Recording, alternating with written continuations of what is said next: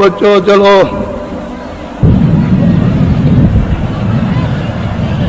बच्चे और बच्चियों,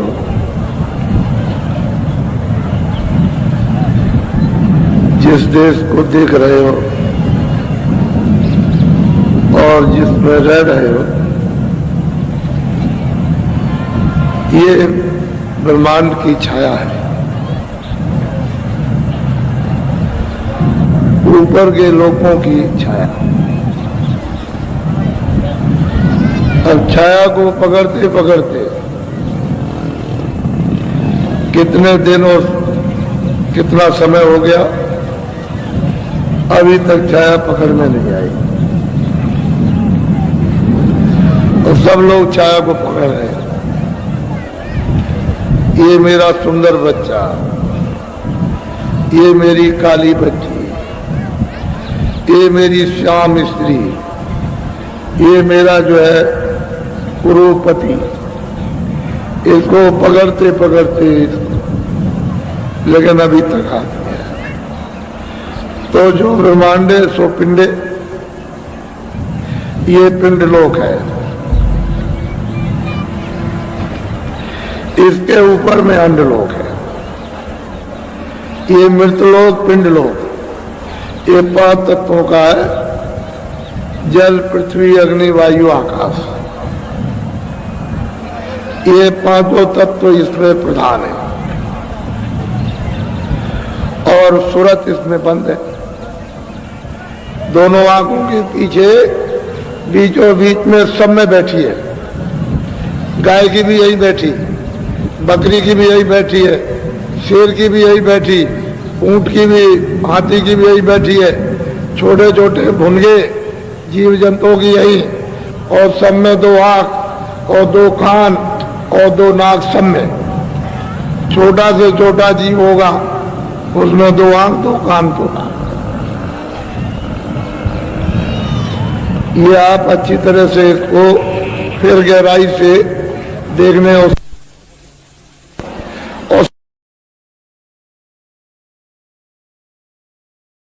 साधन सुन नहीं सकती, साधन कर नहीं सकती, वो अभ्यास नहीं कर सकते, बैठ नहीं सकते, उनको मालूम नहीं कि अभ्यास क्या चीज है। आप अभ्यास कर सकते हो, बैठ सकते हो, लेकिन वो लंबा और वो सीधा सबके यही बैठे इसी जगह पर। ये 5 तत्वों का पिंड लोक है, मृत लोक। बस ये खोल है, सबसे मोटा खोल ही है, इससे मोटा खोल और कोई भी नहीं। इसमें जीवात्मा को बंद कर दिया। अगर इससे आप निकल जाओ, इसको छोड़ दो आप और ऊपर चले जाओ, तो वो अंड लोक है, अंड की रचना है। उसमें ये पिंड नहीं है, ये शरीर नहीं, जल पृथ्वी अग्नि वायु आकाश नहीं है। उसमें 10 इंद्रियां चतुसंतागण, मन बुद्धि चित्त और अहंकार और रजोगुण तमोगुण सतोगुण, 17 तत्वों की वो लिंग सृष्टि। और वो जो स्वर्ग वैकुंठ, लिंग सृष्टि का स्थान स्वर्ग वैकुंठ, उसमें इंद्रियां है, 10 इंद्रियां चतुसंतागण, मन बुद्धि चित्त अहंकार और रजोगुण तमोगुण सतोगुण। इसमें इस खोल में जीवात्मा बंद है, लेकिन इससे बहुत बारीक खोल है। ये जड़ है, वो ये जड़ इस तरह का नहीं है, लेकिन खोल तो खोल ही है। वो मतलब ये है कि मुलायम और मतलब है बारीक है, तो उसमें दिखाई देता है। लेकिन अब सवाल प्रश्न इस बात का कि वहां कोई साधना नहीं है, लिंग शरीर में रह करके कोई साधना नहीं। साधना होगी तो इससे जीवात्मा को निकालो पिंड से, इस खोल से 5 तत्वों के, तो फिर लिंग में चली जाए, उसमें बंद है, इसमें से निकलेगा तो लिंग शरीर है। और स्वर्ग वैकुंठ के परे जब शक्ति लोग ईश्वर का धाम और उसके लोग जितने भी आते हैं वो सूक्ष्म लोग हैं। इनकी सबकी अलग अलग सीमा है।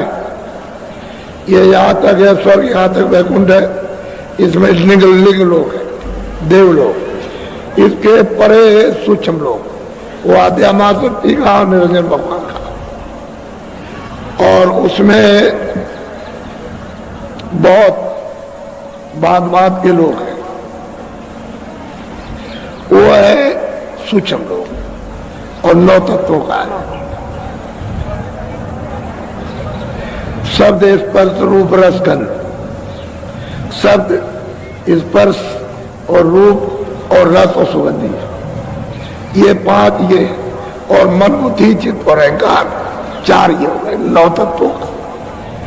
अब इंद्रियां छूट गई, रजोगुण समोगुण, रजोगुण सतोगुण तमोगुण, ये नीचे रह गया।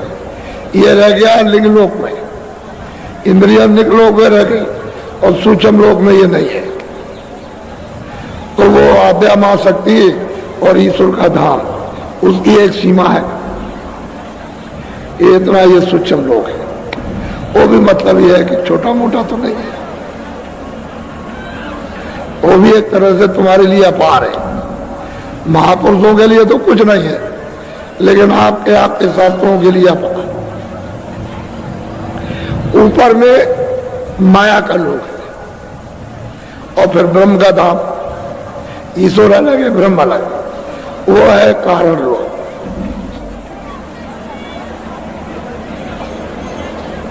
ये स्थूल पिंड लोक और लिंग लोक स्वर्ग वैकुंठ, और सूक्ष्म लोक शक्ति का धाम और निरंजन धाम, यानी ईश्वर का घाट का धाम, खुदा का।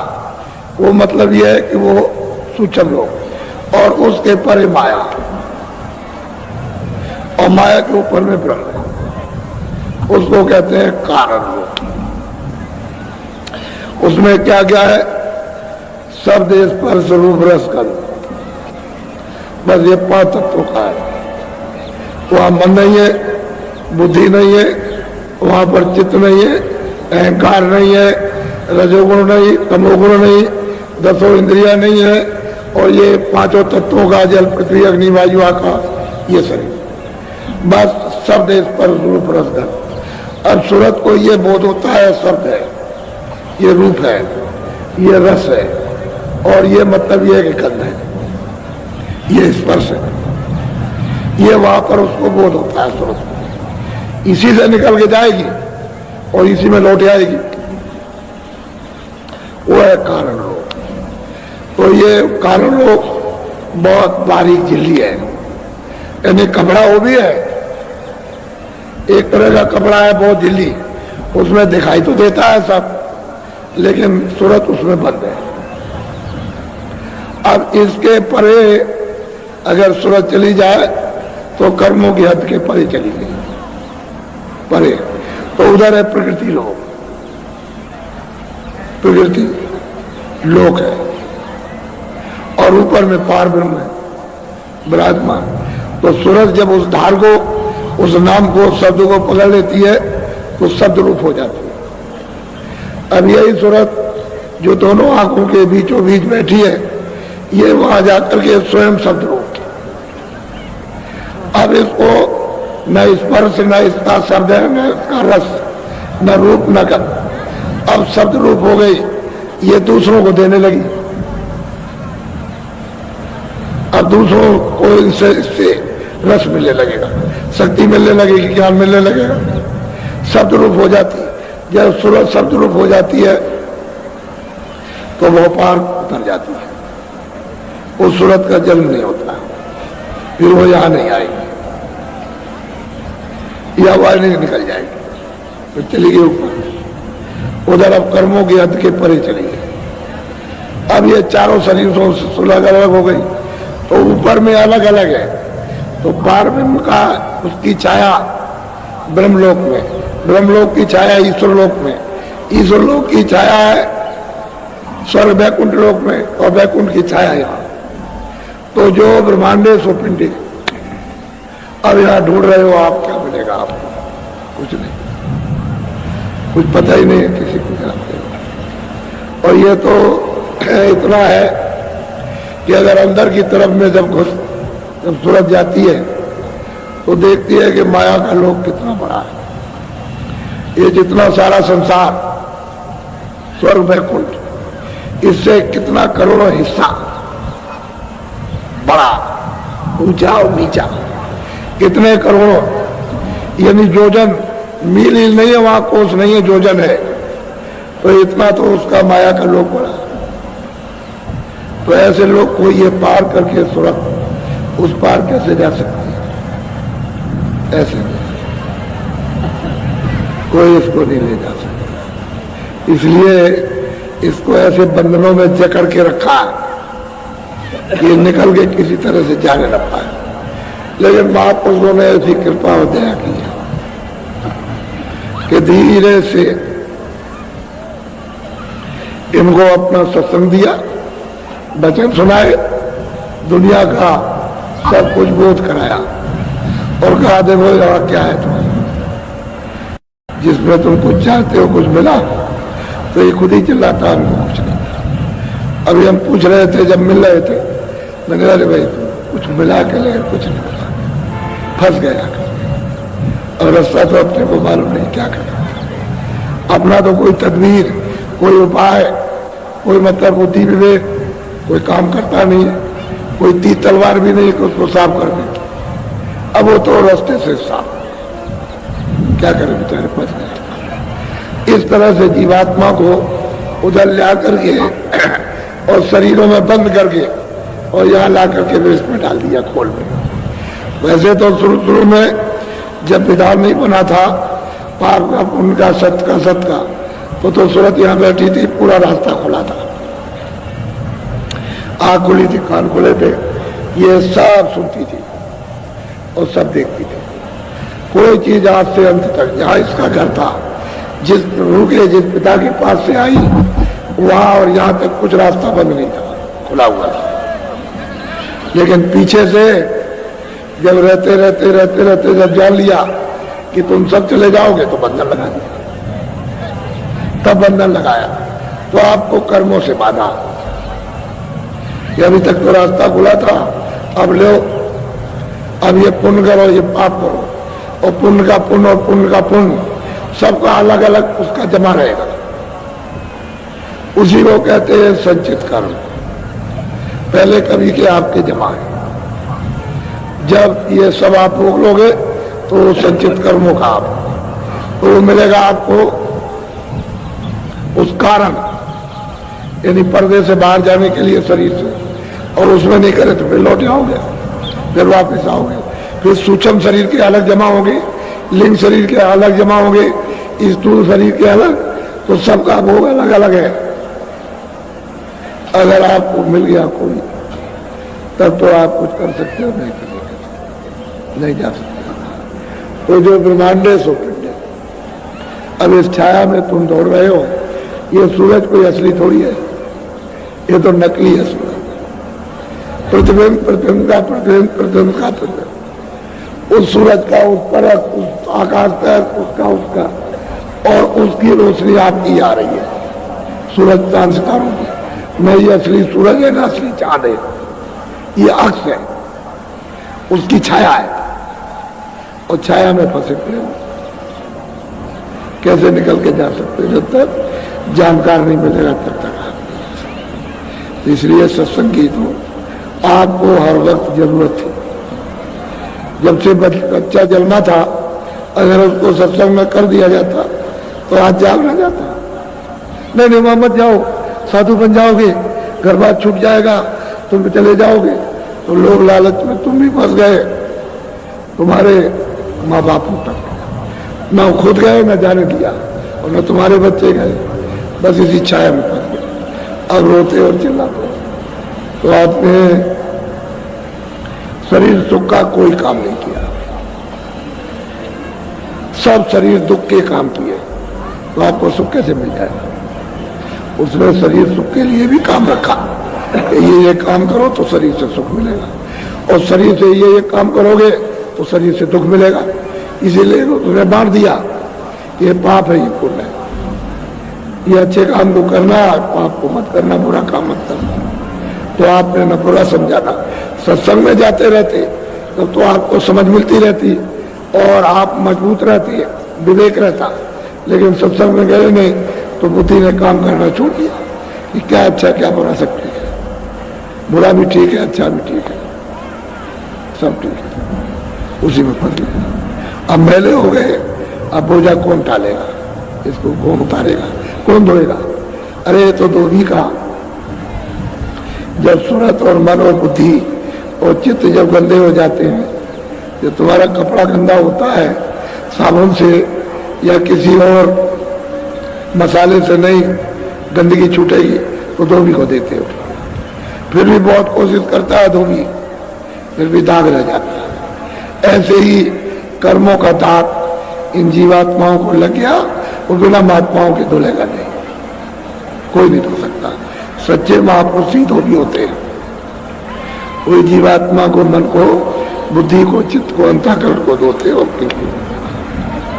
किसी के पास में धोने की जुक्ति नहीं है तो क्या धोएंगे, उनको नहीं। इसलिए तुमको अपना गंदा कपड़ा किसी को दे देना चाहिए कि लीजिए इसको धो डालिए, तो साफ सुथरा कर देगा और कहेगा देखो तुमने हमको अपना आपा दिया था, कपड़ा हमको तन रूपी कपड़ा हमको दे दिया, हमने धो धा के ठीक किया है, आज से बुरा काम मत करना, सब अच्छे काम करना। तो घर में रह करके, दुकान में, दफ्तर में सब अच्छे काम करो। कौन कहता है बुरे काम करो? सेवा करो, सत्य बोलो, दया करो, प्रेम करो, आदर करो, सत्कार करो। कौन कहता है? अच्छे काम करो, यही अच्छे काम, ये मनुष्य के अच्छे काम है जो दूसरी आत्माओं को आराम मिले, सुख मिले। और तुम अपने काम से दूसरों को दुख दोगे तो आपको भी दुख मिलेगा, इसलिए अच्छा काम है। तो महात्मा के बिना इसको कोई धोएगा नहीं। तो अब आप बड़े ध्यान से सत्संग को सुनिए। ये तो मैंने आपको ऊपर की बात बताई है या कुछ नहीं।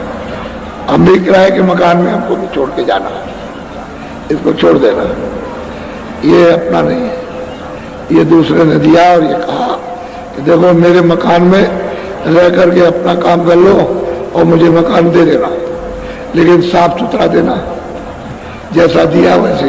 इसमें गंदगी को जमा मत करना, और गंदगी जमा करोगे तो कुटाई करूंगा, पिटाई करूंगा, सजा दूंगा। इसलिए गंदा मत करना, अपना काम कर लो, जीवात्मा को जगा के पहुंचा दो मेरे शरीर के द्वारा और मुझे वापस कर दो। तो आप पहुंचाओ क्या तो ले लीजिए सामान। आपकी बड़ी मेहरबानी, बड़ी दया, बड़ी कृपा हुई कि आपने अनमोल मनुष्य शरीर दे दिया। मैंने आपके शरीर के द्वारा जीवात्मा को जगाया, मैं आपका बड़ा एहसान मंद। उसने बता दिया तो कहोगे नहीं नहीं नहीं नहीं मैंने ये नहीं जाएगा, और लोगों ने चिल्लाओगे तो मानेगा वो। पहले सोचो तुम्हारे पास कोई उपाय है धन से, तीन तलवार से? अगर ऐसा होता तो तलवार लेकर के, गोली लेकर के सड़क खाने खड़े हो जाते। वो कहते नहीं ले जा सकते, वैसे दिखाई देगा, फट से ले जाएगा, छोड़ नहीं सकता। तो आप बड़े ध्यान से सुनो, बोलो।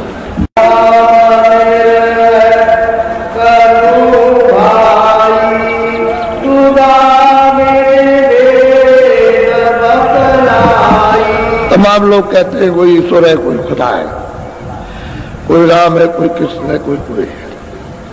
ये सब लोग चिल्लाते हैं। अरे भाई ये लोग जो आए, राम आए, कृष्ण आए, यह मतलब है मोहम्मद साहब आए, ईसा मसीह आए, ये जितने भी लोग आए अपने अपने वक्त में, अपने अपने वक्त में और अपने अपने स्थान के ठीक थे। इनको भी किसी काम के लिए भेजा था। एक सूरत, एक जीवात्मा, एक रूह ऊपर से उतार दी जाती है कि जाओ मृतलोक में व्यवस्था बिगड़ गई, धर्मनाश हो गया, प्रेम चला गया, दया चली गई, सेवा चली गई, आदर सत्कार, जाओ इनको शिक्षा दो जाकर। तो उनको वो शक्ति पावर देती है, शक्ति देकर के, ताकत देकर के आप देते थे। वो कहते हैं जाओ काम करो जाकर। तो यहाँ आते हैं और काम करते हैं, और फिर उसके बाद काम किया, वापस हो गए, वापस हो गए। वही अपने अपने स्थान के अवतार कहलाते हैं। कोई दुर्गा अवतार, कोई ब्रह्म का अवतार, कोई पार्वती का अवतार, कोई ब्रह्मा का अवतार, कोई विष्णु का अवतार, कोई शक्ति का, कोई कहलाते हैं। तो अपने अपने समय में जिसने जिसको प्राप्त किया था वो ठीक था, लेकिन अब तो कुछ हो नहीं सकता। कि उनको तो आपने देखा नहीं कि राम कैसे थे, कृष्ण कैसे थे, उस समय ठीक था। और वो जो नाम थे वो अपने वक्त में ठीक थे, लेकिन अब उनसे कुछ नहीं होगा। क्यों नहीं होगा? कि अब कोई कमाई वाला होना चाहिए जो नाम जिसने सिद्ध किया हो। जो नाम सिद्ध करेगा उसी नाम का जीवात्माओं को लाभ होगा। जो नाम सिद्ध नहीं करेगा उससे कोई लाभ नहीं। चाहे वो सतयुग का नाम हो, चाहे त्रेता का नाम, चाहे द्वापर का नाम, चाहे कलयुग का, सिद्ध किया हुआ नाम लाभ करता है बगैर सिद्ध के। तो हम लोग पढ़ते रहते हैं, सिद्धि तो करते नहीं। अब महापुरुष कहते हैं कि भाई इसका भेद नाम का हम आपको समझाते हैं। कहते हैं भाई भेद क्या है नाम का? नाम किसको कहते हैं? राम राम राम राम, कृष्ण कृष्ण कृष्ण, खुदा खुदा खुदा खुदा, घाट घाट घाट, कोई भी चिल्लाते रहो, देवी देवी देवी, कुछ भी चिल्लाओ, लेकिन नाम क्या चीज है उसको महापुरुषों ने बिल्कुल साफ साफ कर दिया। तो असल में चीज यह है कि आप उनको बुरा क्यों कहते हो? अपने वक्त में ठीक है, अब काम नहीं होगा उनसे, इसलिए वो अनेकों नाम का है। विष्णु भगवान के 1000 नाम, तो परमात्मा के उसके बहुत नाम। ऐसा तुमने क्यों कह दिया एक ही नाम? उसके बहुत से नाम। अरे तुम घर में देखो, पिता को पिता कहोगे, पिता को फादर कहोगे, पिता को डैडी कहोगे, पिता को ये कहोगे। अब वो तुम हो तो एक ही, लेकिन यह है कि कई भाषा में बोलते हो कि ठीक है हमें। इसी तरह से उसके अनेकों नाम रख दीजिए, फिर भी कोई नाम नहीं, और वो सब नामों में बोलेगा, लेकिन सिद्ध तो करो।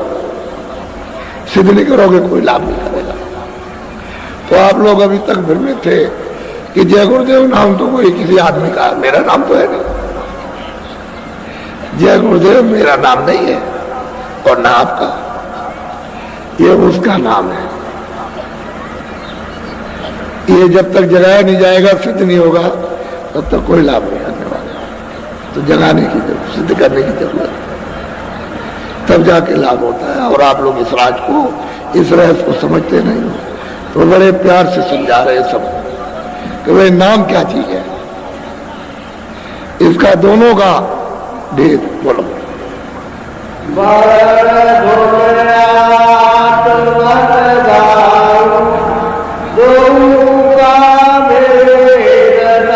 अब वो कहते हैं कि वर्णात्मक नाम, वर्णात्मक उसको कहते हैं जो जिह्वा से बोला जाए, कोई नाम हो, जो भी शब्द आप जिह्वा से बोलोगे वर्णात्मक। और ध्वनात्मक नाम है जो अपने आप हो रहा, वो जिह्वा नहीं बोल रही, वो अपने आप बोला। वो तो चेतन की आवाज है, वो चेतन बोल रहा। और उसको कौन सुनेगी? सुरत। ये बुद्धि नहीं, सुरत। तो सुरत है चेतन, उसमें कान है, वो सुनेगी। तो जो जिह्वा से बोला जाए वो वर्णात्मक है, और जो अपने आप धुन आ रही है वो धुनात्मक नाम। तो असल में सुरत को कैसे दोगे? इसको किस तरह से? जब तक धुनात्मक नाम नहीं मिलेगा तब तक ये सुरत भूल नहीं सकती, इसकी सफाई नहीं हो सकती है। वर्णात्मक नाम को लेने से इतना होता है, मन और बुद्धि थोड़ी देर तक, कोई किताब पढ़ो तो थोड़ा सा रुके रहेगा, फिर फैल जाएगा। तो मन बुद्धि चित्त अगर विवेक से पढ़ोगे, कोई भी किताब महात्मा की किसी की पढ़ो और विवेक से पढ़ो, तो मन और बुद्धि और चित्त है, ये आपके थोड़े बहुत रुकते हैं और शुद्ध होते हैं, लेकिन जीवात्मा पर उसका कोई असर नहीं। इनसे मदद ले सकते हो, लेकिन धुनात्मक नाम से सफाई होगी। जो अंदर कूड़ा कचरा जमा कर रखा है कर्मों का, वो बिना धुनात्मक नाम के जाएगा।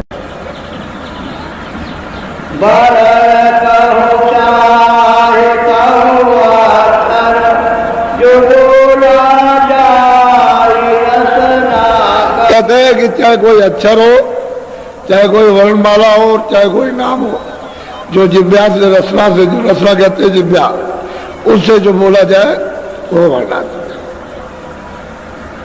वो वर्णात्मक। तो असल में बात यह है, तभी तो कहा महात्माओं ने, कर में तो माला फिरे। ऐसे ऐसे बैठे हुए देख रहे हो, कर में माला फिरे, जी फिरे मुखमाए, मनवा तो 34 फिरे। यह तो सुमरना है। ये जो आप वर्णात्मक नाम ले रहे हो, जिब्या से रचना से, कोई भी नाम आप लेते हो, इस तरह से लेते हो, ये कर कहते हैं ये उंगलियां काम करने वाली, इनमें माला घूमती रहती है। और मतलब यह है कि नाम जिब्या से लेते रहते हो और मनुआ चारों तरफ घूमता रहता है। ये वर्णात्मक, उससे क्या असर होगा? कुछ नहीं होता। माला भी घूम रही, गाली भी दे ली, माला भी घूम रही, बात भी कर ली, राम राम भी कर लिया, और ये भी नाम ले लिया, वो भी।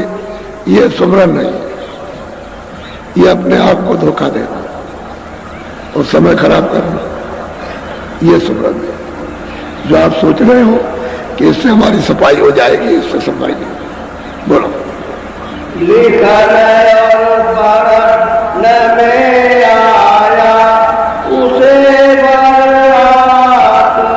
कहते हैं जो भी नाम लिखने पढ़ने में आ गया वो वर्णात्मक नाम है, और जो लिखने पढ़ने में नहीं आता वो धनात्मक नाम। और उसको सूरत सुनेगी, वो चेतन है उसी काम से, तो जब तक वो नहीं जागती है तब तक नहीं सुन सकती, और जाग गई और कान खोल गए तो सुनने लगी। वो धनात्मक नाम है, और ये जो लिखने पढ़ने में आ गया वो वर्णात्मक है। अब आप इसको पढ़ते रहो। तो जरूरत तो थी आपको कि इससे मदद लेते इंद्रियों की शुद्धि सफाई के लिए, और साफ हो जाती तो अंदर की चीज पकड़ लेते, अंदर का नाम पकड़ लेते। क्योंकि वो तो आवाज दे ही रहा, वो तो नाम जगा हुआ और सो कब रहा, वो तो चेतन, वो तो बोल रहा, वो तो सब जीवात्माओं को घाट पर बुला रहा, लेकिन आवाज घाट में आएगी। घाट छोड़ दोगे तो आवाज सुनाई नहीं देगी। घाट पर आवाज आ रही है, अब तुम उधर सुन नहीं रहे। जैसे कोई आवाज होती रहे, तुम लगे हुए हो, मशगूल हो, तद्रूप हो किसी काम में, किसी बात में, और आवाज आ रही है, और उन्होंने कहा देखो इधर से आवाज आ रही, तो जब आपने बंद किया, ध्यान हटा, तब आपको सुनाई दिया कि आवाज तो आ रही। इसी तरह से जब महात्मा वेदी मिल जाए, कहते अरे भाई इधर से जरा चल जाओ, रुको, इधर से जरा उधर ध्यान देके सुनो, देखो ऊपर से बुला रहा, तो जब आप सुनोगे तो सुनाई देगा। तो ये लिखने पढ़ने में आया वर्णात्मक नाम। तो बहुत तरह के नाम आए, एक दो नाम, किसी ने कुछ कहा, किसी ने कुछ कहा, किसी ने सतयुग का नाम, किसी ने त्रेता का नाम, किसी ने द्वापर का, कलयुग लगा हुआ। तो लिखने पढ़ने में वो धुनात्मक नाम नहीं है, वर्णात्मक है, धुनात्मक है। बोलो।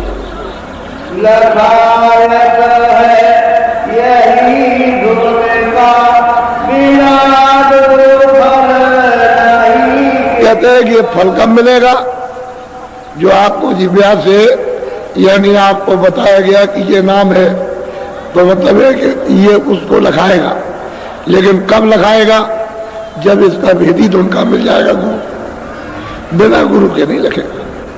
ये नाम बगैर गुरु के उसको नहीं पा सकते हो, वो गुरु मिलना चाहिए, जो ऐसे वर्णात्मक नाम से मन बुद्धि चित्त को साफ कर दे, और फिर उसके बाद अंदर धसा दे, और उससे मिला दे, तो उससे उसको लिखा दे, क्योंकि ये नाम है वर्णात्मक, ये तो नात्मक नाम है। दोनों को बता दे कि ये काम किया इंद्रियों की सफाई, और इससे सूरत को मांझो, जीवात्मा की शुद्धि सफाई कर लो, तब वो पर्दा उतरता है गंदगी का। नहीं तो पर्दे पे पर्दा, पर्दे पे पर्दा, पर्दे पे लेप चढ़ा, कर्मों का लेप चढ़ा हुआ उतरता है तो दिखाई देता है कि कैसे कैसे उतारा जाता है, उतरता है।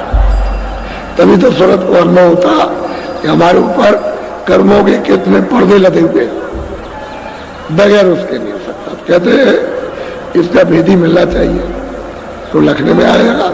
भेदी नहीं मिलेगा गुरु, तो आप इसको नहीं देख सकते, न सुन सकते। बोलो। मेरे गुरु नाम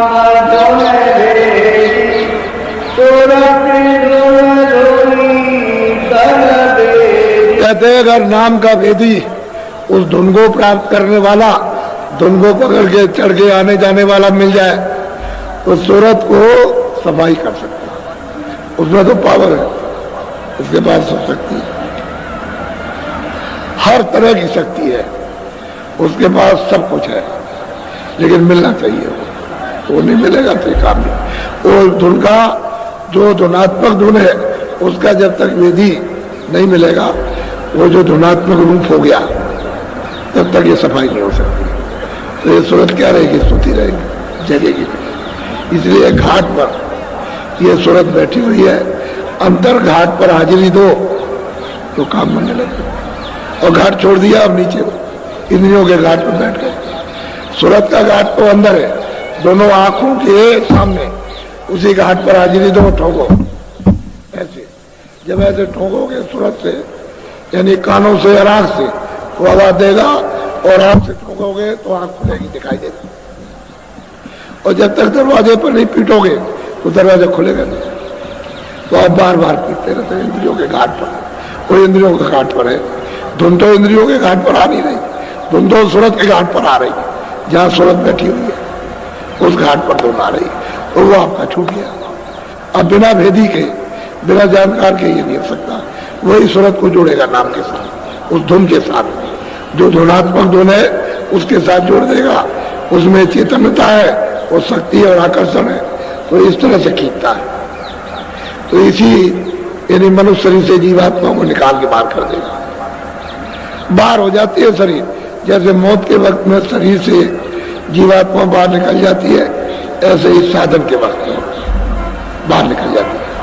इसको छोड़ देती है ढांचे को और ऊपर चली जाती है, और वहां घूम घाम कर सब कुछ देखकर, सब कुछ अनुभव करके फिर वापस आ जाएगी। लेकिन शरीर को कोई छेड़ नहीं सकता, उस शरीर की पूरी रखवाली रहती है, उसको कोई छू नहीं सकता। बोलो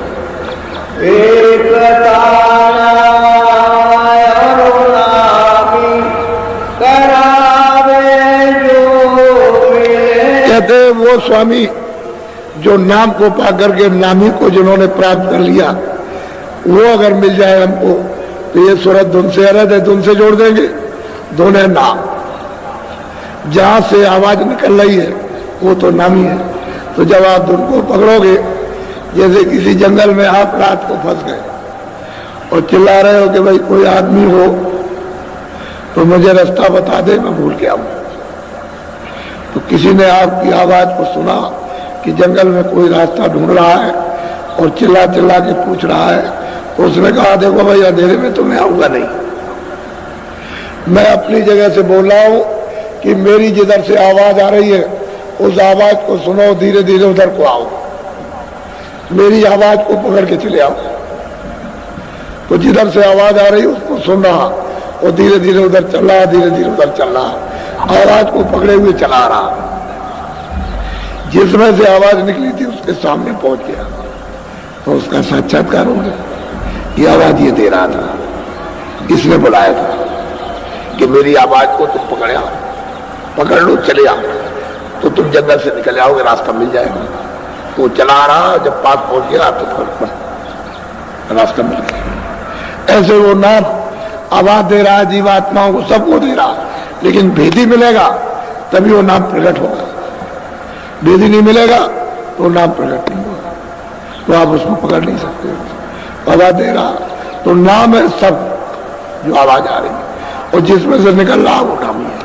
तो जब आप पकड़ के जाओगे और उस मंजिल पर पहुंचे तो जो भी उस मंजिल पर बैठा हुआ स्थान पर उसका साक्षात्कार हो जाए, वो है नाम।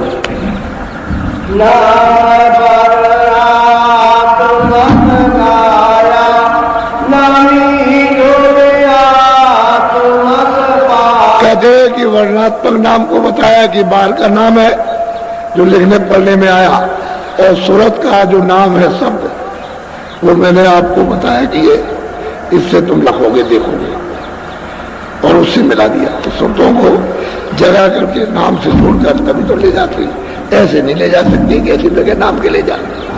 वो तो नाम के सहारे आई, नाम के सहारे जाएगा। खुद भी नाम के सहारे आते और खुद जाते हैं, वो भी नाम को पकड़े हुए नाम में से आए और नामी से ले जाते हैं घसीट कर। नाम से ही उनका उतार हुआ है और नाम से ही चढ़ा हुआ और नाम से ही पहुंच गए, नाम से उतर आए। आप आपको जब जोड़ देंगे तो चढ़ा ले जाएंगे, तो ये सूरत भी नाम से चढ़ करके जाएगा।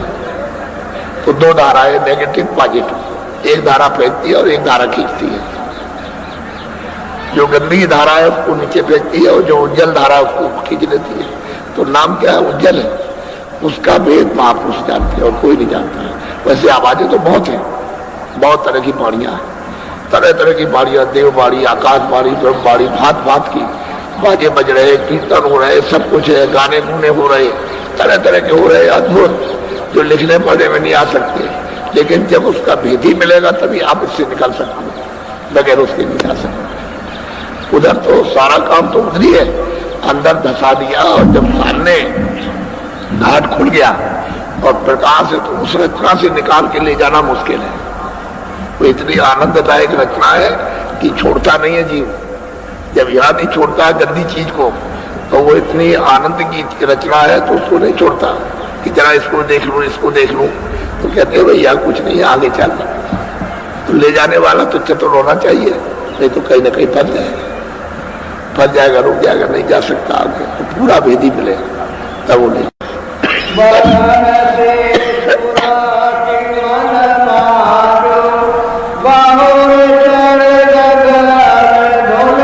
कहता है कि वर्णात्मक नाम को लो, लेकिन महात्मा के द्वारा, जगे हुए पुरुषों के द्वारा वर्णात्मक नाम को लीजिए, उसको साफ कीजिए मन बुद्धि चित्त को, और फिर जो भेद बता दे उस सूरत से उसको साफ करो, नाम के साथ जोड़ करके उसकी सफाई करो। तो कोई तुम मेहनत करो, कुछ वो करेंगे, ऊपर से दया रही है, ऊपर से वो कृपा कर रहा। जब वो महापुरुष मिल जाते हैं तो दया सीधे आने लगती, नहीं मिलते हैं तो पता नहीं चलता कि दया किसका नाम, तो नहीं जगेगी। तो उस नाम से तो जीवात्मा की सफाई होती है और फिर जोड़ देते हैं उसके साथ। जैसे ही, क्योंकि ये सूरत उस शब्द ही का एक जर्रा है, ये उसमें मिलना चाहती है लेकिन उसको मिलता नहीं है, इसलिए वो भटक रही चारों तरफ। जब उसको धार मिल गई अपनी तो फिर छोड़ती नहीं, फिर तो उसमें ताकत आ गई, शक्ति आ गई, उसके अंदर ज्ञान आ गया, फिर वो फंस नहीं सकती, इससे निकल जाएगी। तो शब्द की धार को पकड़ के जब उस ताकत पा जाती है तो मन बुद्धि चित्त फिर कुछ नहीं कर सकते, फिर ये फीके हो जाते हैं, क्योंकि इसमें तो कोई रस है नहीं। जब आनंद उसको मिला तो ये सब रस फीके हो गए। मन इधर क्या तो करेगा, मन तो ऊपर से आया हुआ, वहां से उसको जब आनंद मिला तो चुप हो गया, कुछ नहीं बस। तब जाकर के सूरत शब्द के साथ जुड़ती है और फिर चढ़ती है, तब जलवा देखती है, तब दृश्य देखती है, क्योंकि वो तो अद्भुत अद्भुत रचना ऊपर। बोलो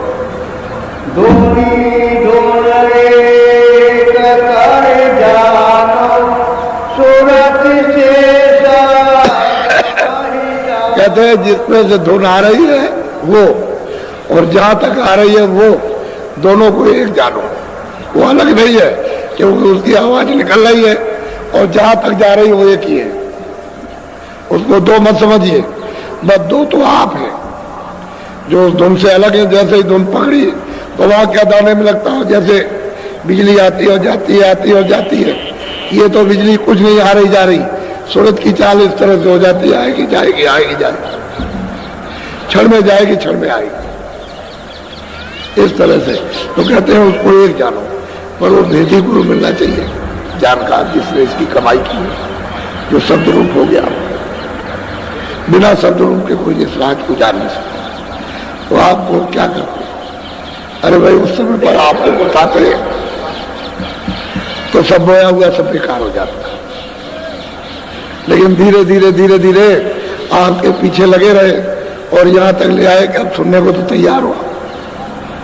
अब सोचने लगे कुछ करना चाहिए, मनुष्य जीवन बेकार जा रहा है और जो चला गया वो तो खत्म, वो तो लौट के आना नहीं है। जो आज का दिन खत्म हो जाएगा कल नहीं आएगा, जो पीछे की आपकी आयु खत्म हो गई लौट के आनी नहीं है। अब जो आगे बाकी रह गए उसी में कुछ काम कर, तो उसमें क्यों नहीं करते हो?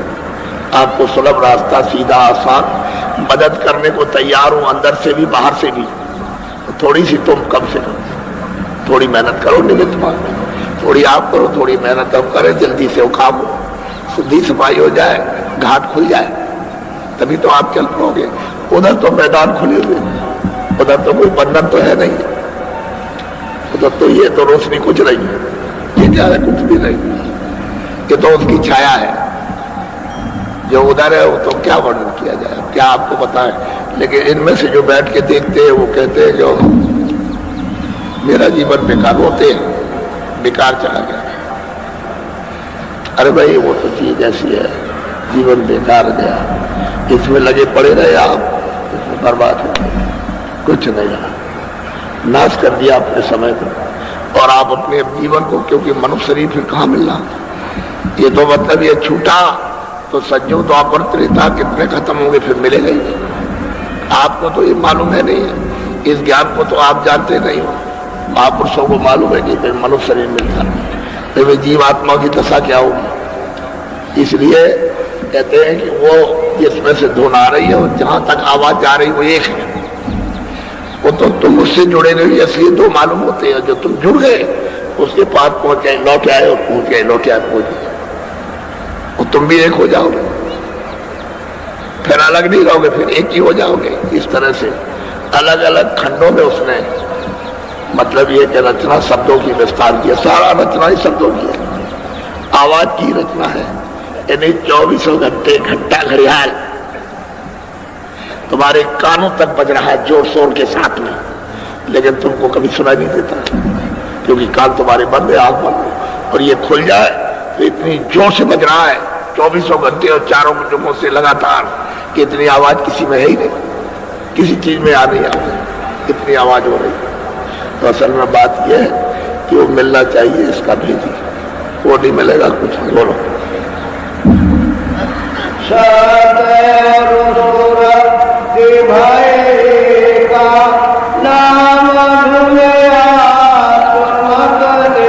कहते हैं कि सूरत और शब्द जब एक हो जाते हैं तब फिर अनुभव में आता है।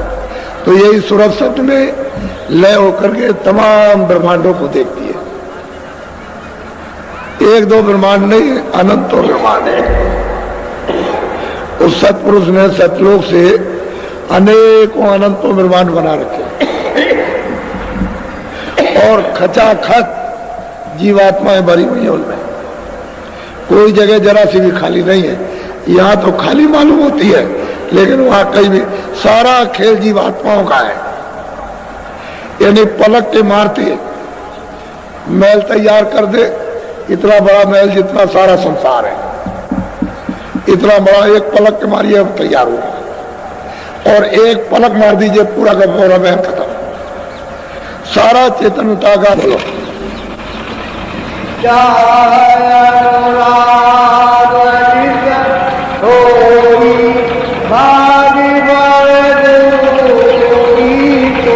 कहते हैं कि जिसके अंदर चाहना है मालिक को प्राप्त करने की, और वो खोज रहा है कि कोई गुरु मिल जाए, कोई जानकार मिल जाए, कोई वेदी मिल जाए, तो जरूर मिलेगा, निश्चित मिल जाएगा, और सच्चा रास्ता मिल जाएगा। जब रास्ता सच्चा वेद मिला तो करनी करो, करनी करो, मार मन डालो इंद्रिय रोग द्वारा।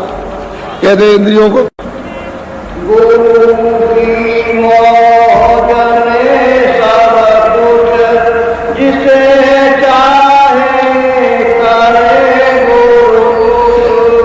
कहते हैं गुरु की मौज में सब कुछ है। बात असली यह है कि जिसको चाहे उसको मार दे, जिसको चाहे घसीट ले, दरवाजे पे बैठा ले, नाम के साथ दो, उनकी मौज में सब कुछ है। तो तुमने कभी उनकी मौज मर्जी परखी? जो मन में आया, जो बुद्धि में आया, वो काम करते रहो, चलाते रहे। अरे भाई ये काम मत करो, ये मत करो, ये मत करो, बस वही काम कर रहे हो, अपनी बुद्धि लड़ा रहे हो, इंद्रियों की तरफ भाग रहे हो, और जो देना चाहते हैं उनकी कभी मौज मर्जी तुमने कभी परखी, कभी मौज ली उनकी? उनकी मौज तो वापस ले जाने की है, तुम्हारी मौज है फंसने की। तो कहते हैं उनकी मौज मर्जी में सब कुछ, जिसे चाहे उसे उबारे। अब वो भी बात मौज मर्जी पर है, लेकिन पहुंच तो जाओ वहां तक। उनकी मौज मर्जी को, इच्छा को ले तो लो कि वो चाहते क्या है, तो तुम वो भी नहीं चाहते, भागते हो इधर उधर, तुझे क्या मिलेगा, बहुत पिटा है, परेशान है, अब चारों तरफ से घिरा है, हैरान, न घर में न बाहर कुछ है। अब सोचता है क्या करे, अरे क्या है तेरे सामने तो मौत ही है और कुछ नहीं, अंधेरे अंधेरा है, कुछ होने वाला कुछ भी नहीं है। तो कहते हैं वो महापुरुष मिल जाए तो तेरा लोक भी बन जाएगा और तेरा परलोक भी बन जाएगा, दोनों काम तेरे सुधर जाएंगे, ये भी सुधरेगा वो भी सुधरेगा। अब वो मौज मर्जी है तो तेरा ये भी सुधार हो जाए, मौज मर्जी ले ले तो वो भी काम बने, जीवात्मा भी जाग जाए और घर की तरफ चल पड़े, ये भी काम आसानी से कर लेना और काम हो जाएगा, लेकिन मौज मर्जी। बोलो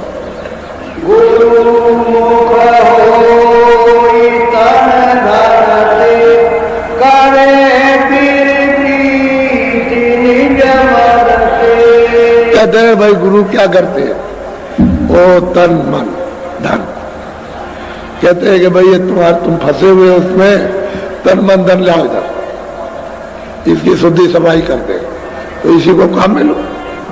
अरे भाई ये नहीं कहते कि तुम खेती दे दो, जमीन दे दो, रुपया पैसा दे दो, सोना जाती, अरे तन मन, ये दो चीजें अर्पण कर दो, क्या अच्छा ले लीजिए, ये जैसा चाहे वैसा कर दीजिए, तो उसकी शुद्धि सफाई कर दे, बस तुमको दे दे, चलो रखो, अब इससे कोई खराब काम करना, जो अच्छा हो काम करना, तो ये काम करो जो अच्छे काम है उनको बता दे कि ये काम अच्छा है, ये खराब है, इसको मत करना, अच्छे को करना, तो कभी आप नहीं फंसोगे, फिर कभी इसमें उलझोगे नहीं।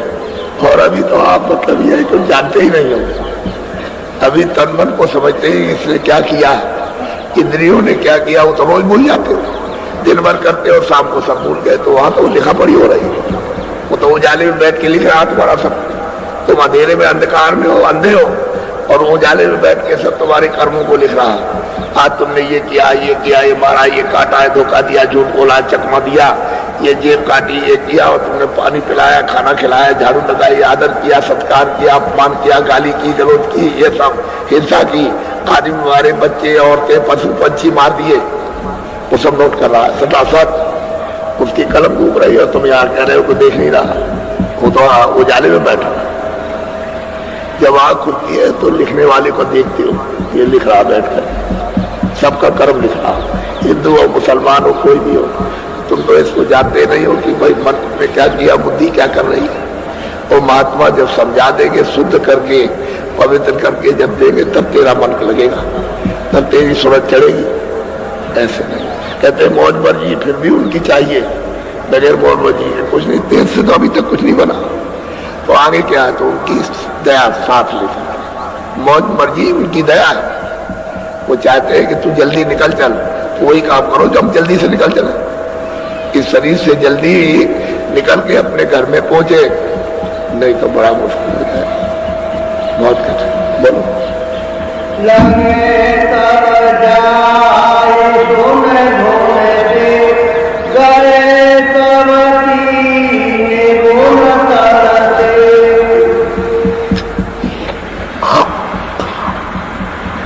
यही मन बुद्धि चित्त को जब साफ कर देते हैं तो ये इस पर जाग करके तुमसे लग जाती है, हर वक्त 24 घंटे सुनती है, उसको पकड़े रहती है, रात को भी दिन को भी। तुम तो ये समझते हो कि वो सो गया, उसी धुन में सो गया, उसमें लग गया, उसको तो शरीर का कोई ज्ञान नहीं, निकल गया, तुम्हें समझ रहे हो सो रहा, और वो सूरत शब्द के साथ जुड़ करके निकल गई, कुछ मालूम ही नहीं होता, सो रहे हैं। ये बता कहते हैं गुरु क्या करेंगे, तन मन को मांझ देंगे, साफ कर देंगे और धुन के साथ जोड़ देंगे सूरत को।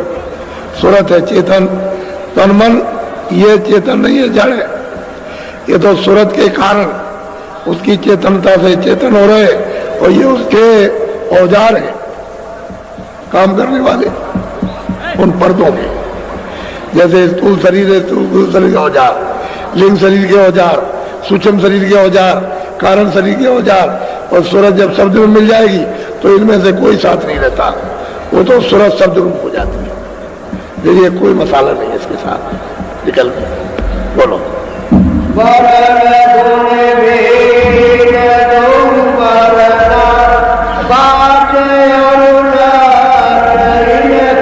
कहते हैं कि हमने वर्णात्मक नाम भी बताया और धुनात्मक भी, जो जिब्या से बोला जाए उसका क्या होगा और सूरत से सुना जाएगा उस नाम को क्या कहते हैं? कहते हैं दोनों का अलग अलग बता दिया। लेकिन जो जानकार जो पूरे होते हैं महात्मा महापुरुष उनसे नाम फिर आप लीजिए, वो कमाया हुआ नाम है, सिद्ध किया हुआ, वो नाम लाभ करता है। मन बुद्धि चित्त को इंद्रियों को साफ करता है। जब शुद्धि सफाई करेगा तो अंदर में आप जल्दी से काम कर लो। फिर सूरत को शब्द के साथ जुड़ करके उसको मांझना है, ये सफाई पर्दा उतारना, गंदगी गंदगी ऐसे जाती है जैसे आंधी आई तमाम बालू उड़ी और दूसरी जगह ढेर जमा हो वहां जाकर। इसी से मालूम कर लो कि पृथ्वी क्या एक बालू है, जब हवा चलेगी तो सारी बालू उड़ जाएगी। ये पहाड़ कुछ नहीं रहते, एक भी पत्थर नहीं, इसको पकड़िए तो राख कुछ भी हाथ में नहीं पड़ेगा, यानी इससे भी बारीक, ये सब गल जाते हैं, बिल्कुल राख हो जाते हैं। क्योंकि उसमें से उस चेतनता का जब शब्द जब खींचता है तो यहाँ कुछ नहीं रहता, किसी चीज में कुछ नहीं रहेगा। पृथ्वी में कुछ नहीं रहेगा, अग्नि में कुछ नहीं, पानी में कुछ नहीं रहेगा, आकाश में कुछ नहीं रहेगा, सात चीज एकदम सूख करके बिल्कुल ऐसे, देर नहीं लगती है। ऊपर से आसमान से अगर आवाज घंटे और संग की निरंजन भगवान बंद कर दे तो पलक के मारते थे ये सारा संसार खत्म होगा। एक ऐसे पलक मारिए खत्म, क्योंकि उन्हीं की आवाज पर तो ये टिका हुआ है। चारों तरफ आवाज गूंज रही है, उसी पर ये सब तना हुआ है। और आवाज को बंद किया सब सिमट गया। जैसे ही ऐसे आवाज को उसने खींचा और बंद किया सब सिमट जाएगा, कुछ नहीं रहता है, कुछ है ही नहीं। तभी तो महाप्रलय में सब सिमट जाता है। ऐसे वो आवाज ऐसे धीरे से खींचता सिमटता चलाता है। इधर देखिए ऐसे करते ऐसे, बस ऐसे हो गया, कुछ नहीं रहे।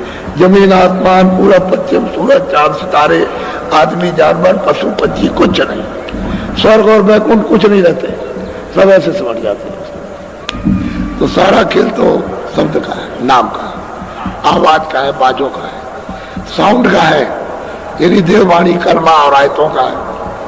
ये सारी रचना उसी पर है। लेकिन सूरत कब सुनेगी?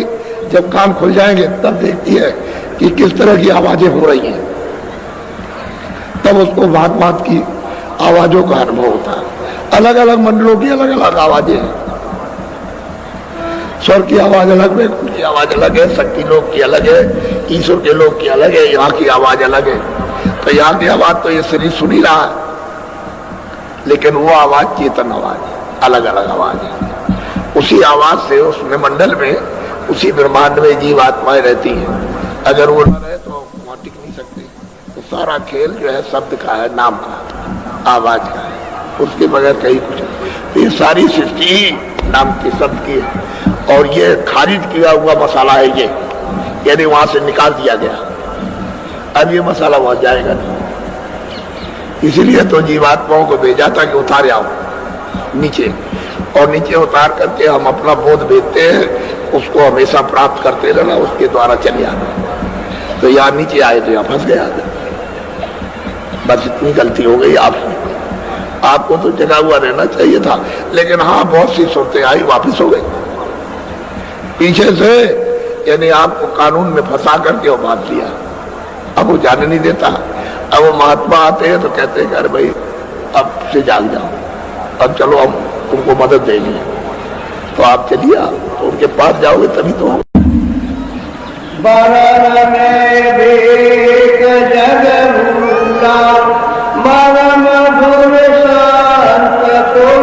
कहते भाई वर्णात्मक में तो जगत भूल गया, पढ़ते हैं उसको, सुनते हैं ये नाम है, ये नाम है, ये नाम, और मतलब ये कुछ नहीं, उसमें भूल गए।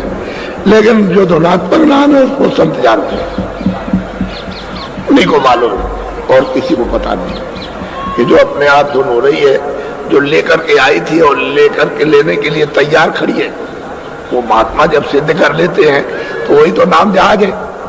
नाम नौका उस पर सवार हो, बहुत सागर से उतर क्यों आप जन्मों मरो, क्यों 84 और क्यों नरकों में जाओ, पार उतर जाओ।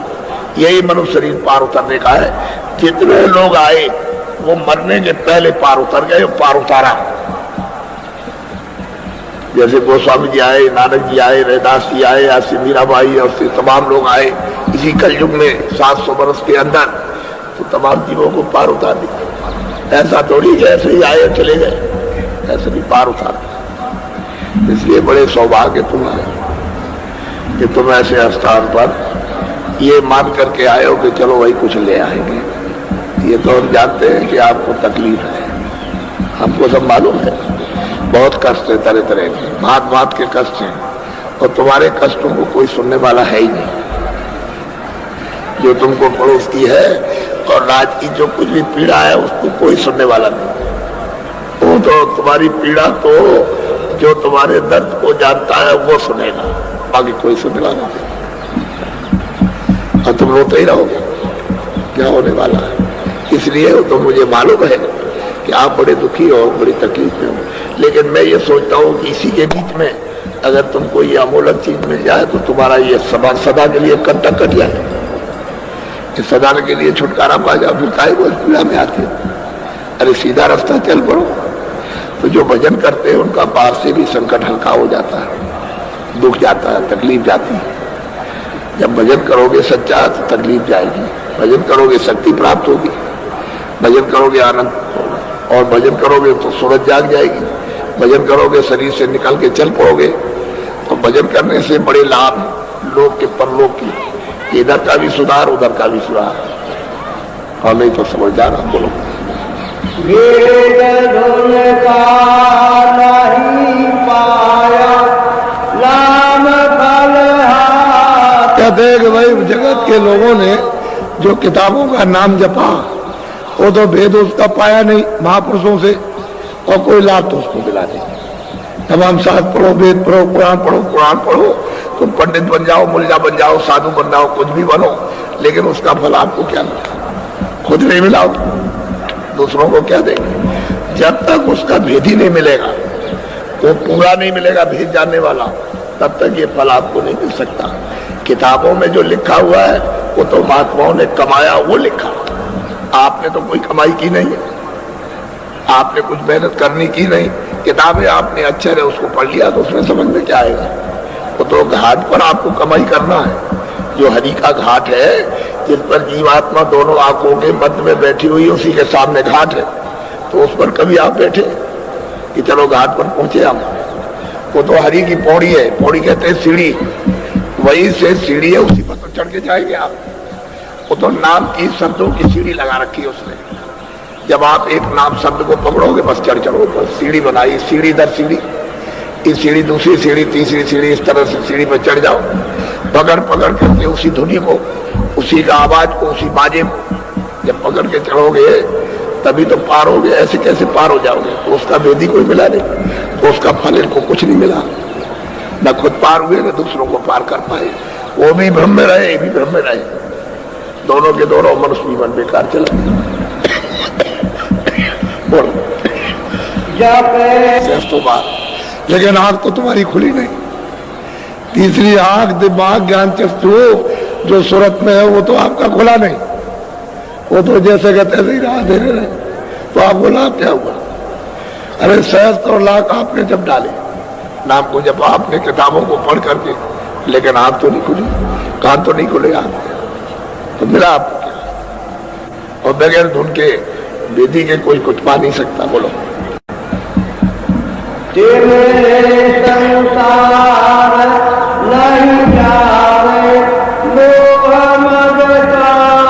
अब ये संसार का तिमिर यानी अंधकार कैसे आपका जा सकता है? फिर जब अंधकार नहीं जाएगा तो काम क्रोध लोभ मोह अहंकार नहीं छूट सकता। कभी काम, कभी क्रोध, कभी लोभ, कभी मोह, कभी अहंकार, ये आपको दर दर पटकेंगे और गिरा देंगे आपको। ये तो जाएगा नहीं। क्यों? कि तिमिर कहते हैं अंधकार नहीं गया, आंख खुली नहीं।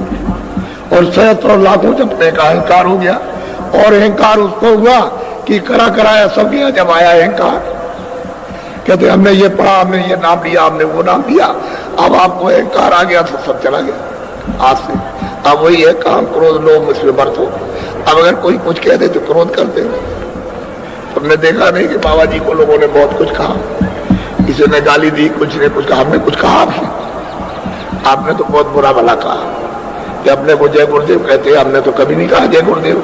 जय गुरुदेव तो वो है, हमारा तो नाम जय गुरुदेव नहीं है, आपका भी नाम नहीं। तो आपने तो उल्टी सीधी बात की, हमने कभी आपसे कुछ कहा? कभी नहीं। हमने तो प्यार किया आपसे, कभी कोई बात नहीं की। यदि क्या नहीं आपने कहा, जो आपके पास शब्द नहीं है उसको भी आपने कह दिया, तो हमने तो आपके लिए कुछ मन नहीं खराब किया। अब वो तो आपका मन है, आपकी बुद्धि है, आपका चित्त है, आपने जो आपकी इंद्रिया है, आपके आंख और कान है, उससे जो कुछ आपने किया वो तो किया, लेकिन हमने तो आपके लिए कुछ बुरा नहीं सोचा। देखो जो विचार, हम तो ये सोचते रहे भाई जब जग जाओ जब ही जग जाओ, जब चेत जाओ जब ही चेत जाओ, जब समझ में आ जाए जब ही आ जाए। हम तो आपके पीछे लगे रहे और उसका परिणाम ये हुआ आपके सामने कि आप सुनने के लिए तैयार तो हो गए कि भाई जीवन चला गया, अब तो कुछ करना चाहिए। बात तो सही है। इसी का तो आपके यहाँ 7 दिन का, यहाँ दूसरा और कोई काम नहीं, और इसी काम के साथ सब काम है। घर गृहस्थी का भी काम, दुकान दफ्तर का भी सब काम। अगर इसका सुधार हो गया तो सब चीजों का सुधार हो जाएगा। एक ही साधे सब सदे, और सब साधे सब जाए। अगर तुमने इसको नहीं साधा तो ये सब कुछ नहीं सदेगा, सब बरान पीरान हो जाएगा पूरा का पूरा। तो एक के साधने से सब सज जाएगा। गृहस्थी भी बन जाएगी, काम भी बन जाएगा, खेती का काम, दुकान का काम, दफ्तर का काम, सब काम हो जाएगा एक को साधो। नहीं तो इसमें तय गए काम और अंधेरे में पड़े रहे। अब अहंकार आ गया, उसी का तो परिणाम है। अरे मनुष्य मंदिर है ये जिस्मानी मस्जिद है, इसमें जीवात्मा बैठी हुई है और 24 घंटे परमात्मा बोल रहा। अखंड कीर्तन, आयते, कलमा, देववाणी, आकाशवाणी 24 घंटे घनाघोर हो रही है, लेकिन अब तुमको तो उसका ज्ञान नहीं और उसको नहीं सुनते। अगर कोई वेदी मिल जाए तो धीरे से आपको पकड़ा देगा, फिर तो आपके लिए सहज हो गया। कितने युगों का जन्म कट जाएगा, कितने आपने जन्म धारण किए और कितने और करते, तभी आप कटोगे जब जाग जाओगे तब। इसलिए महापुरुषों की जरूरत है, बगैर उनके काम नहीं होता। लीला नाई गुरु गुण भेदी लगावे नुने कहते हैं कि धुन का वेदी जब गुरु नहीं मिला तो कौन मतलब ये लखाएगा उस धुन को जिससे खेद मिट जाए, जिससे तकलीफ मिट जाए, जन्म मरण मिट जाए, 84 का चक्कर मिट जाए, नरकों की यात्राएं खत्म हो जाए। धुन का जब वेदी मिलेगा तब ये चक्कर कटेगा दुखों का, नहीं चक्कर नहीं जा सकता। जानकार होना चाहिए। बोलो ये महात्मा सब कुछ। अब इनसे ये तो रतन है। अब आपको तो ये मालूम नहीं, अगर मैं वैसे बोलने लगूं तो आप कहोगे अपने पास से कोई चीज कर रहे हो, तो मैं कोई चीज क्यों, मैं तो प्रमाण दे दूं आपको, 1 नहीं 1 लाख। किसी कलयुग में महापुरुष आए और तमाम लोगों को जगाया, और जिनको जगाया उन्होंने प्राप्त किया, और वो सब के सब चिल्लाए प्राप्त करने वाले कि मैं पार उतर गया, और सब कुछ जानने वाले हैं। जो कुछ नहीं जानते थे सब कुछ जान लिया, उतर गए पार। ये घर आपका नहीं है, परदेश है, या कोई आराम से नहीं रह सकता। बोलो काल रे बोधि उन खेरी मुक्त नर देव। आप कहते हैं कि कर्मों के बसीभूत होकर काल ने उनकी बुद्धि को भ्रमित कर दिया, ठोक ठोक करके, और कहते हैं कि हमने लाख और सहस्त्रों बार यानी नाम जप लिया, लेकिन आंख नहीं खुली, रहे संशय भरम में। तो बुद्धि खूब ठोक डाली और घसीट करके लिए जा रहा। वो ले जाएगा वहां 4 खानों में 84 लतियों में, वहां बंद करेगा और फिर सख्त सजा देगा। तब आप क्या कर सकते हैं? बोलो दया करे संत को हरावे, जरा नहीं चित दया करके सब चिल्लाते हैं, गौराते, आवाज देते हैं कि मनुष्य जीवन जा रहा, अरे जीवात्माओं की रक्षा करो, ये मनुष्य रूपी मंदिर है, इसमें जगाओ और जल्दी से इसको पार उतारो। तो जरा भी चित्त में नहीं देते, उधर ध्यान ही नहीं देते, सोचते ही नहीं बुद्धि से। कोई कितना चिल्ला रहा, आवाज दे रहा। अभी देखो गुरु पूर्णिमा हुई थी कुंडा में, पहले उधर गोरखपुर में, फिर बस्ती में, फिर इधर में आपके कुंडा में, फिर आपके उधर निगुआ में, फिर आपके त्रिवेणी संगम पर प्रयागराज में। अभी चिल्ला रहे हैं आप, अरे कुछ कर लो, कुछ कर लो, अरे कुछ ले लो, ये 100 अवसर नहीं मिलेगा। और देखो इतने बीच में कितने आदमी चले गए। उनसे कहा था कि तुम 2 महीने 4 महीने में चले जाओगे, उसी के अंदर कुछ प्राप्त करो, सुनते रहे। इससे ये मालूम हुआ कि उनकी बुद्धि को काल के कर्मों यानी इस देश के कर्मों ने छेद डाला, छेदन कर दिया। छेदन का मतलब भेदन कर दिया, नष्ट कर दिया, संशय में डाल दिया, इसलिए कुछ नहीं करते। और संत गौराते चिल्लाते हैं, भाई जा रहे हो डूबने, जा रहे हो डूबने, अरे उतर जाओ पार, अभी समय है। तो सुनते नहीं। बोलो।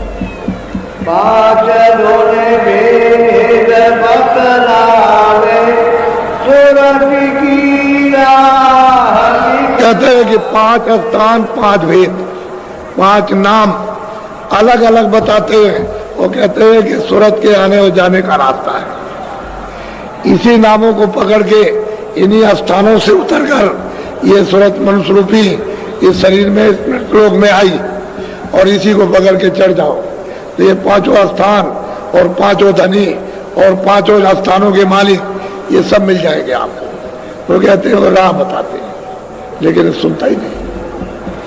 तो जानने वाले मिलेंगे तब तो, ऐसे कौन बताएगा। बोलो।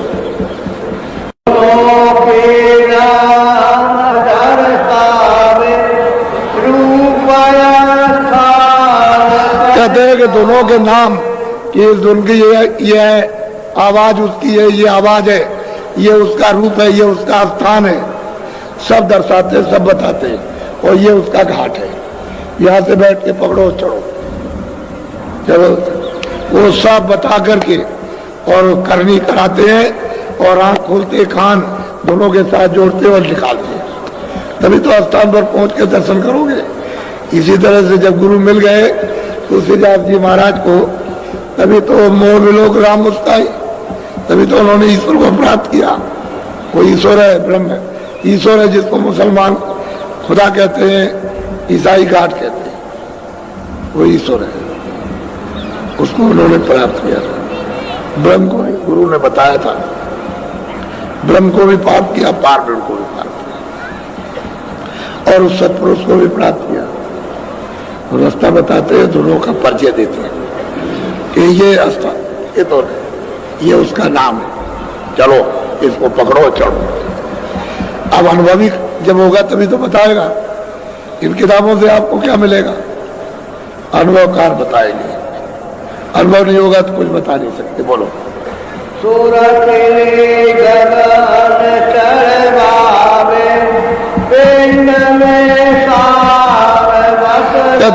रूपी मंदिर में इसी में जीवात्मा जगाकर गगन में, उसे जमीन की तरफ, घर की तरफ, यानी तुम्हारे शरीर से ऊपर को आकाश है, लेकिन वहां जीवात्माओं की जमीन ऊपर है, नीचे आसमान है। उधर से अपनी जमीन से आए हो, अब शरीर में बंद कर दिया तो शरीर की जमीन नीचे है, तो कहते हैं ऊपर गगन की तरफ चलो, ऊपर। जब इधर से आकाश के ऊपर चले जाओगे तो जमीन छूट जाएगी और निकल चलोगे ऊपर, तो कहते हैं पूरा दर्शाते, पूरा बताते, पूरा बोध कराते हैं, ये ऐसे ऐसे चलो। हम उधर भी मिलेंगे, इधर भी मिलेंगे। उधर चलोगे खुली दुनिया में, खुले लोगों में प्रकाशमान, उधर भी मिलेंगे, उधर भी आपको बताएंगे, इधर भी बताएंगे। बोलो।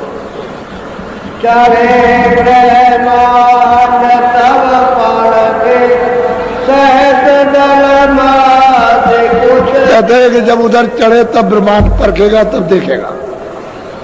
और फिर सबसे पहले सहदल कमल, जिसमें निरंजन भगवान ईश्वर बैठे हुए, वहां जाकर के तब उसको देखने को मिलेगा कि ये ब्रह्मांड किस तरह के है, इन ब्रह्मांडों में क्या है, तब बोध होता है सूरत को। ऐसे बोध नहीं होगा। ये नीचे बैठी रहेगी और क्या हो सकता है, वो तो ऊंची मंजिल पे जाए तो ये मालूम होता है कि ये इतना सा है, ये सारा देश इतना सा है, और ये सामने ऐसे दिखाई देता है जैसे ये।